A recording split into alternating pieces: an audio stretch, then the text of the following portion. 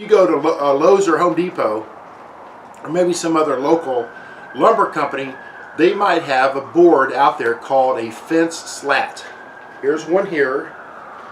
It's a treated piece of lumber. You can see how big it is. It's actually, I'm 6'1", so this thing is every bit of 6 feet tall.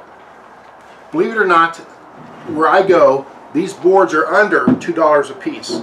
So when I go into one of these big stores like Lowe's or Home Depot, I come out with 10 or 15 of these because I always like to have a lot of these on stock in my shop. This board here is 5.5 inches wide. It's about an inch, about a ½ inch thick.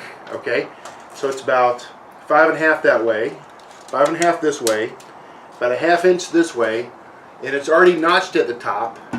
So I'm going to measure down 14 inches to about right here, and I'm going to cut it right here because I like that look also for a squirrel feeder. I like that tapered look in the corners. Anyway, so I just wanted to share with you. These are fantastic boards, and again, go in, buy yourself 10 or 15. You'll be glad you always have some of these in stock like I do up top behind me.